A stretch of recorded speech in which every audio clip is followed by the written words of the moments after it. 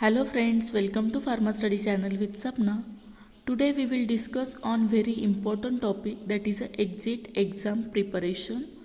And there are many students who are having different doubts of exit exam related, that when will be the exam, what are the different subject, what is the syllabus, what is the exam criteria, and how to study for exit exam, which are the different papers and in which language this exam will be conducted. This may be MCQ type or theoretical type. There are so many questions. In this video I have covered according to your queries. In this video I will clear all your doubts related to exit exam details. So please watch this video up to the end so that it will clear your doubts and it will help to prepare for exit exam. If you are a new member, then please subscribe my channel Pharma Study with Sapna and click on bell icon for next updated videos. This notice was given by Pharmacy Council of India previously. In that they have given all details of your doubts and exit exam related. All details are given in this notification that we will discuss. Exit examination, that is a diploma pharmacy exit examination, is also called as a DPEE exam, which is conducted to ensure that जो काही register pharmacist आहे किंवा जो काही pharmacist आहे त्याने diploma in pharmacy D.Pharm course हा complete केलेला आहे की नाही, त्याची प्रॅक्टिकल ट्रेनिंग घेतलेली आहे की नाही, and he should have sufficient skill knowledge, त्याला सफिशियंट स्किल असलं पाहिजे, नॉलेज असलं पाहिजे, that he should carry the responsibilities of as a registered pharmacist म्हणून तो रिस्पॉन्सिबिलिटीज कॅरी करण्यासाठी कॅपेबल असला पाहिजे. So this exam is conducted to check or to evaluate the knowledge of students.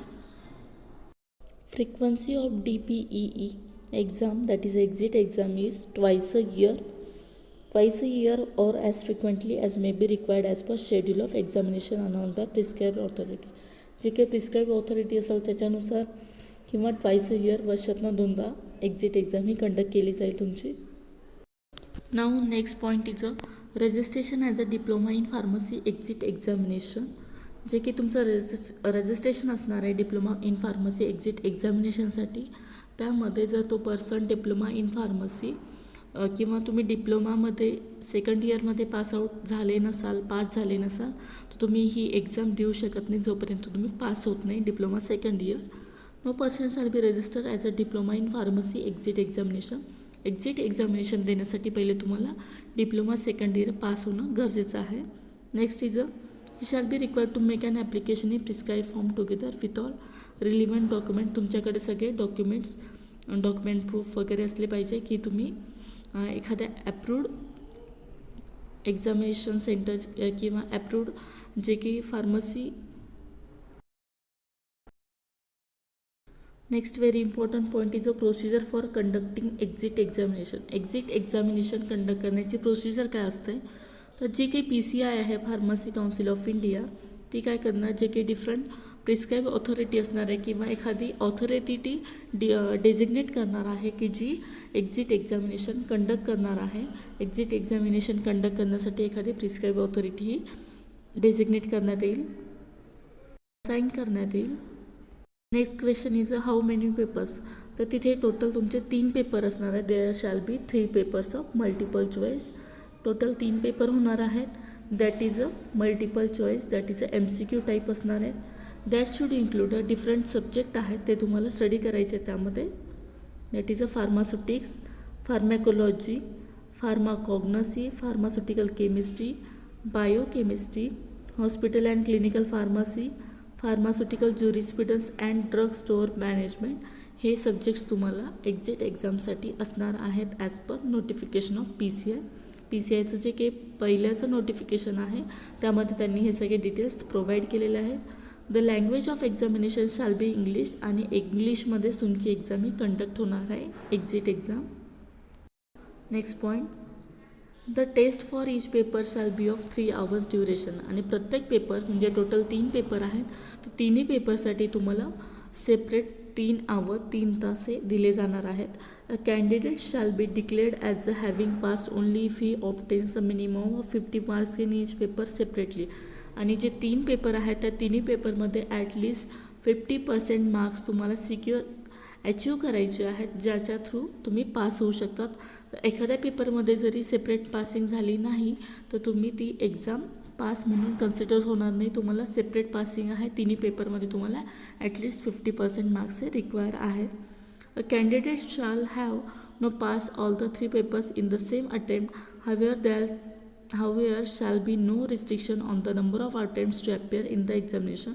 तुम्ही कितीही वेळेस नंबर ऑफ अटेम्प्ट जे आहेत, कितीही वेळेस तुम्ही एक्झाम देऊ शकता, त्याच्यासाठी त्यांनी क्रायटेरिया डिसाईड केलेला नाही आहे. आणि तुम्हाला एक अट अशी आहे की तुम्हाला तिन्ही paper at a time pass करायचे आहेत. म्हणजे तुम्ही आत्ता एक पेपर पास झाला नंतर 2 पेपर काढणार असं नाही.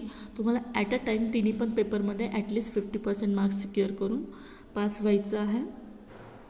A certificate of eligibility for enrollment and practice shall be issued to the successful candidate, which will be presented before the State Pharmacy Council for registration as a pharmacist. आणि तुम्ही exit exam pass झाल्यानंतर तुम्हाला एक certificate देण्यात येईल, ते issue करण्यात येईल आणि ते सर्टिफिकेट मिळाल्यानंतरच तुम्ही ॲज अ रजिस्टर फार्मासिस्ट म्हणून PCIमध्ये रजिस्ट्रेशन करू शकता. Next point, registration of candidate as a pharmacist after passing diploma in pharmacy exit examination. तुमचा डिप्लोमा पास झालेला आहात, first year second year clear आहे आणि त्यानंतर तुम्हाला एक्झिट एक्झाम द्यायची आहे. जेव्हा केव्हा सर्क्युलर येईल एक्झिट एक्झाम रिलेटेड त्याचे डिटेल्स आम्ही तुम्हाला प्रोव्हाइड करू.